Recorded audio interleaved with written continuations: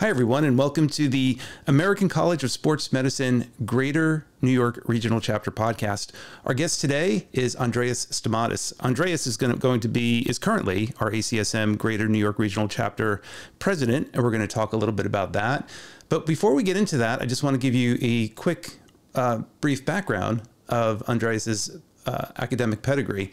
A distinguished associate professor and lab director at the State University of New York in Plattsburgh. Holds the coveted position of undergraduate program coordinator in the Department of Exercise and Nutrition Science. His prodigious reputation in the academic community stems from his extensive research on mental toughness in sport, a subject in which he has published numerous peer-reviewed articles and delivered presentations on several international platforms. We're going to take a deep dive into that today. Aside from his contributions to academia, Dr. Stamatis possesses years of invaluable experiences as a strength and conditioning coach in both Europe and the United States. His extensive knowledge and expertise are further evident through his ownership and operation of various health and fitness enterprises in his native Greece. Dr. Stamatis also holds a certification as an exercise physiologist, EPC, from the American College of Sports Medicine, where he also has been recognized as a fellow. In addition, he remains a dynamic and influential member of the Greater New York Regional Chapter, presently serving as a president. Furthermore, his membership on the certification board of the Collegiate Strength and Conditioning Coaches Association further highlights his dedication to this discipline. As a section editor for Psychology and Behavior at the International Journal of Exercise Science, he contributes to academic publishing by meticulously evaluating and curating scholarly contributions in the field. Lastly, Dr. Stamatis possesses a multilingual talent for Greek, English, and French, which augments his ability to communicate effectively on global platforms. So I'm thinking maybe we'll do the first section in Greece, the second in English, and the third in French. How does that sound? That sounds great. You start me off, and I'll just play along. As long as we have subtitles, we'll be okay. So thank you so much for joining us. I really appreciate it. And what I'd like to do first is just talk about your current position as the president of our ACSM chapter. How long have you been involved with the ACSM, and how did you get to this point where you're now our president? Yes. So thank you, James, for having me. It's a pleasure. I started with ACSM as a student when I was at Baylor. So my first exposure to ACSM was the Texas ACSM regional chapter, and then going to the national conferences.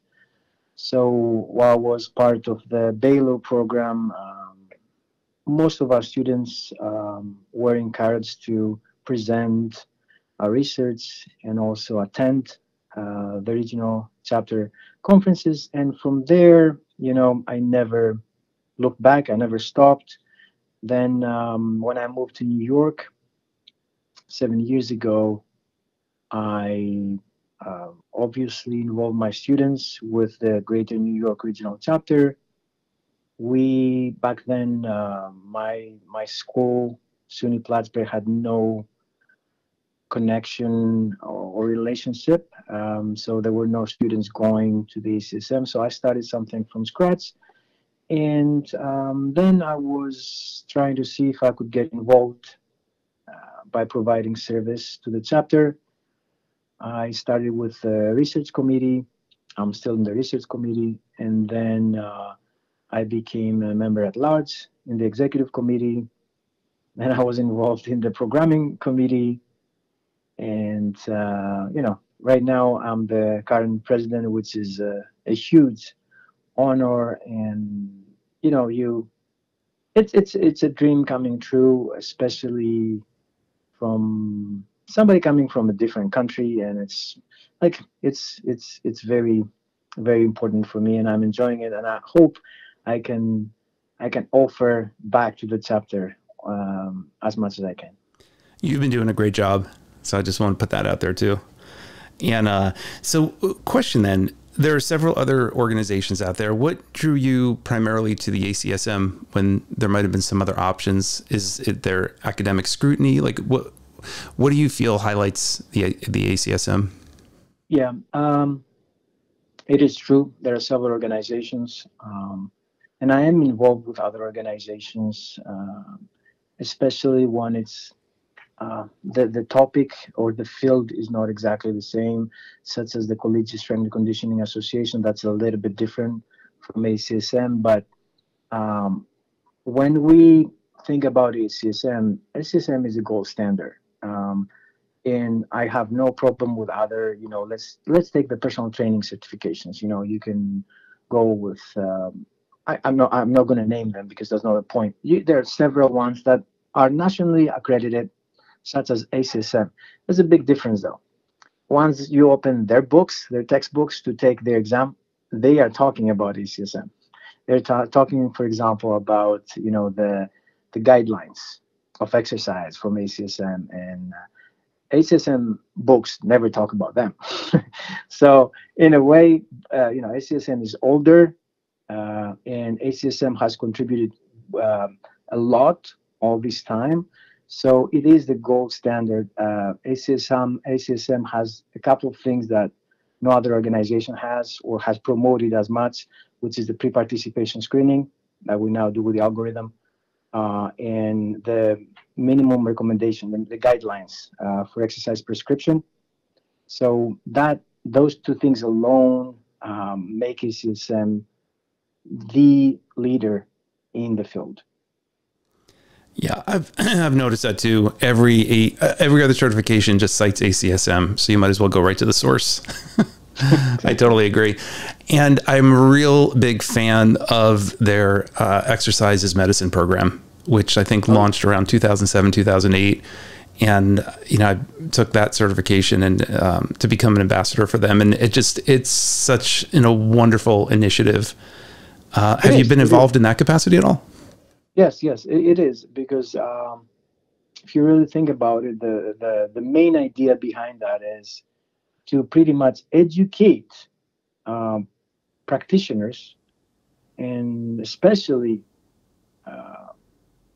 in medicine, so MDs, that exercise is medicine in a way. So before you think about any other intervention, before you think about prescribing any kind of pharmaceutical intervention, please take a minute, take a second at least, and think about exercise and diet in a way. So it is a very, the basic idea is so important, and it's even in the title, exercise medicine. And I don't want to go back to my roots, but if you really go back into ancient Greece, you'll definitely see that being applied a lot. So I don't know why we forgot about it for some reason, but it's a great initiative. You're right. And that's been a study of mine too, the history of physical culture and the history of medicine. It's just always been a fascinating thing that I've actually podcasted on as well. And you're right. All the wisdom was there. And Hippocrates, even when it comes to nutrition, his one main quote was, "Let food be thy medicine." Yeah, and yeah. It was interesting because he was always evaluating people. He was one of the first to not blame disease on gods and start looking at it from, well, let's look at, are you moving? What are you eating? What's your life like? So he was, exactly. Yeah, he exactly. He really started off in the right direction. And right. He shifted the focus from something that you can control, like the God, to your environment and the person. So if you change the environment or the person or whatever they're doing, their behavior, then maybe you don't have any kind of pathology. So. Yeah, exactly.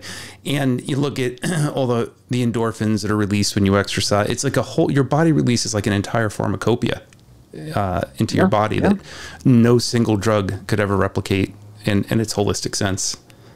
Yeah. And again, I'm not against medicine. I'm not against doctors. I'm not against anything.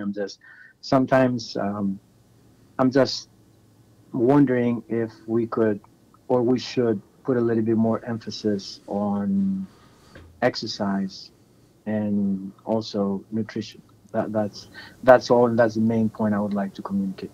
Yep. Yeah. At least take those off the table, right? Yeah. Like do those first, see if things don't correct, and if they don't, then you move on. I totally agree.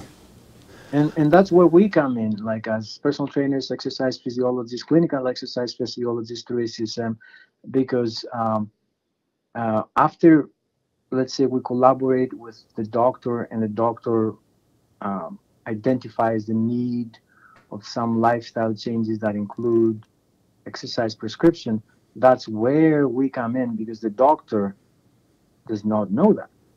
So that's when they should refer them to us, and that's how we're talking about the interdisciplinary approach. Yeah. Yeah. And even kind of hijacking their nomenclature, right? We say exercise is medicine. We say exercise prescription.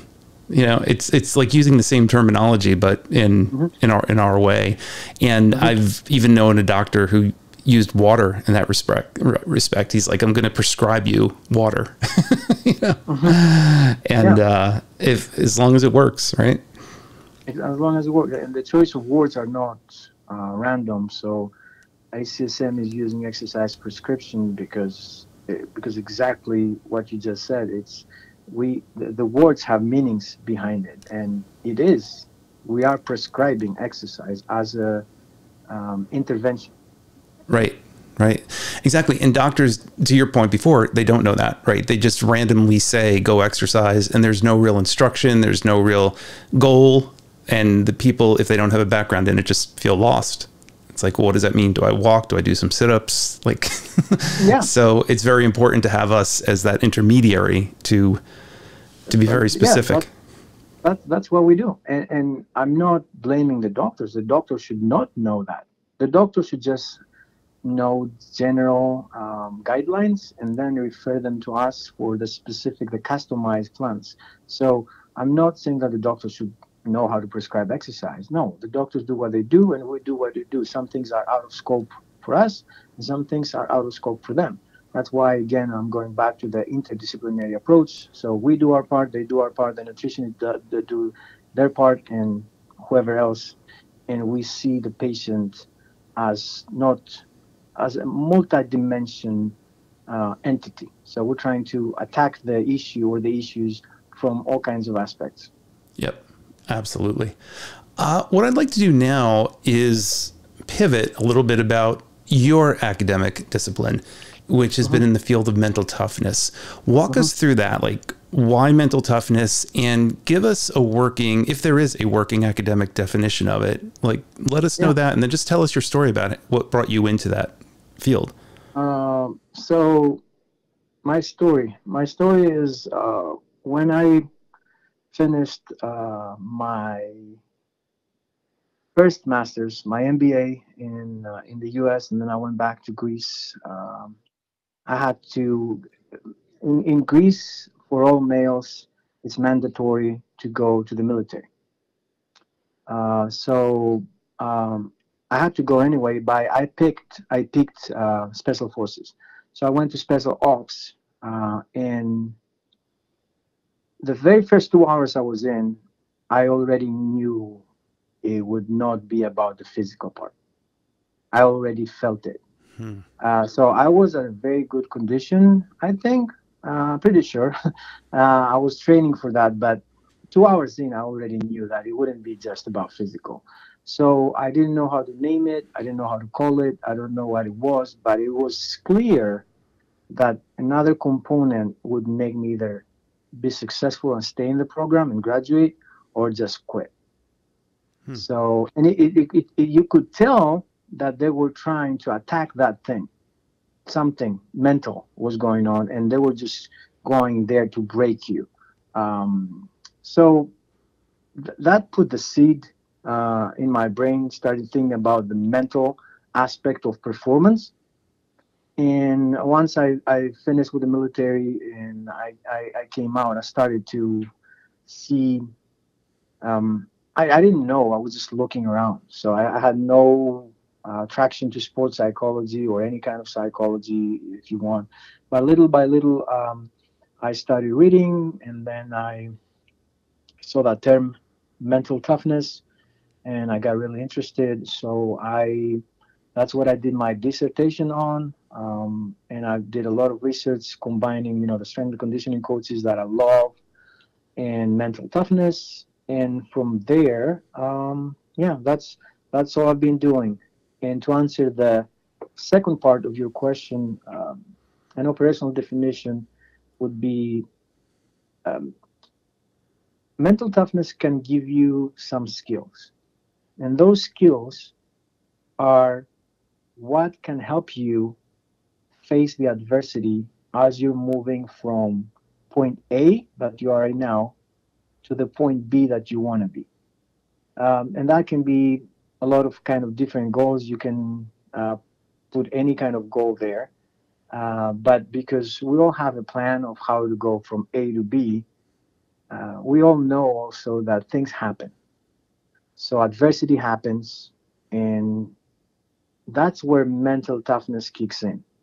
If there's no challenge, there's no mental toughness. If there is challenge, then whether you have the skills to face that adversity, overcome those obstacles, and go to point B, or you don't. It's something that we can develop for a big part of it, and that's what makes it more attractive. It's not something that you either have or not. A part of it you may have, but there's a part of it that can be developed. So again, to sum up, it's skills. Mental toughness can give you the skills to overcome adversity as you are moving towards your goals. That's really interesting. So it's not getting from point A to point B. It's dealing with all the stuff that's going to keep you from getting point A to point B and navigating that. That's a great definition. Can you give us some examples, like some maybe just basic pedestrian examples of some strategies that you might teach or the field offers people in becoming mentally tough? In terms of examples, so there, yeah, I can give some examples. So if we take it to, let's say you may have a part of mental toughness, especially as Daniel Gucciardi, who's a scholar from Australia, defines it and conceptualizes it. Let's say one is emotion regulation or attention regulation. If that part is low, we usually work on your weaknesses and we're trying to increase it. So if you also, let's say optimism, if you're very low in optimism, that's another skill that has to do with mental toughness. So we usually, what we will do obviously is do some kind of baseline measurement, see where you are, and then customize an intervention based on your weaknesses in a way. That's one way to go. That's one of the most frequent ways I go about it, and I've used it with a lot of athletes, and I've used it with coaches. Lately, I'm doing it with um, uh, surgeons and athletic trainers. So we're just trying to. There's soft skills that are very that can be applied in a lot of contexts as long as you put them there correctly. One way more specific that I do it is through educational based, as we say, psychological skills training. And we have ways to do it from far away, telemedicine, telehealth. We can do it face to face. So again, we start with the baseline measurement. We identify your weaknesses, and then as we're trying to retain your strengths, we attack your weaknesses so we can fix, in quotation, the issue. That's fascinating. I think I get that. So if I understand it correctly, you'll look at certain psychological traits like low optimism, for example, as being a trait. And you're like, okay, this needs to be fixed. This, amongst many other things, needs to be tweaked and perfected. I got you. So is there, let's say, an intersection between sports psychology and mental toughness? Are they the same? Yeah, yeah. How are they different? No, sports psychology is a subfield of exercise science. So exercise science has a lot of subfields, from athletic training to physical therapy to sports medicine to sports history to blah blah blah. One of them is sports psychology. And in sports psychology, there are different constructs. One of those constructs is mental toughness. And if I want to go a little bit deeper, in sports psychology, there's another field inside, which is called positive psychology. Technically, mental toughness is a positive psychology construct. I see. Gotcha. And will this be part of your presentation at the upcoming spring meeting we have? For ACSM? Yeah. Will you be presenting actually, or no? No. I won't be presenting. I wish I could, but because I'm presiding, I have to make sure everything. Right. Okay.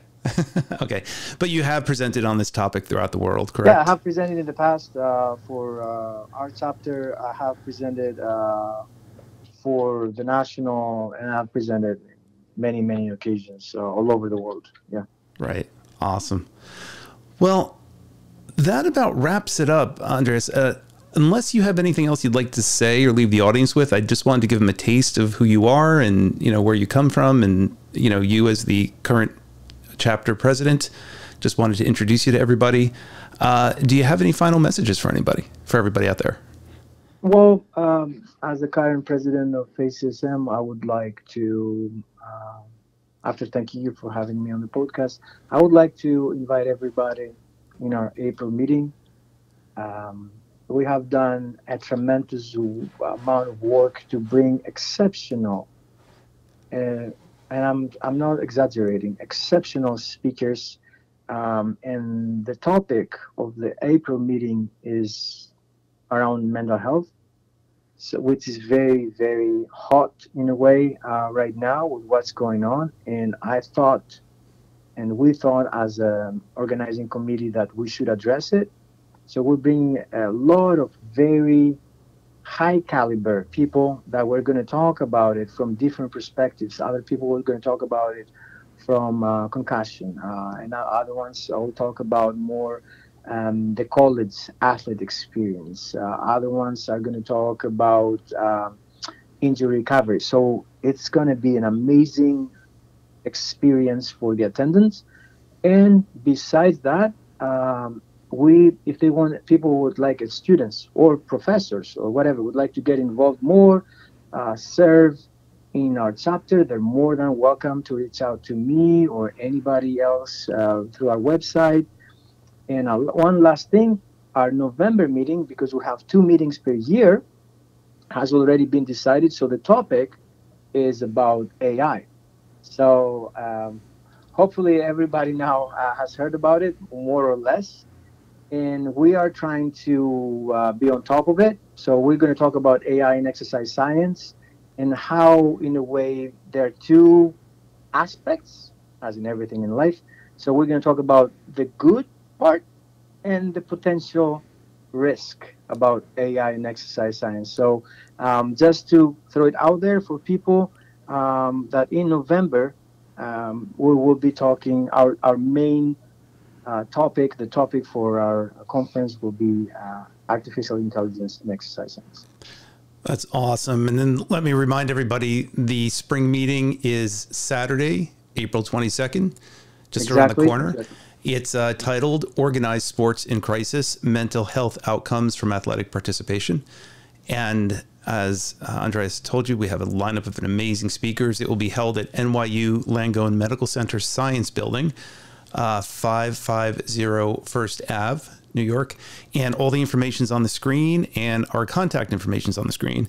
So if you want to join, or if you have any other further questions about us, you can feel free to reach out to us at any time. So Andreas, I just want to thank you so much for your time and for giving us a little bit of background on who you are and what it is you study. Thank you so much. It's been a pleasure. I invite again everybody to our meetings. And also, if anybody's interested in mental toughness as a student or as a researcher or anything, they can reach out to me. I always have fun talking about my favorite issue, which is mental toughness. So, awesome. Thank you very much.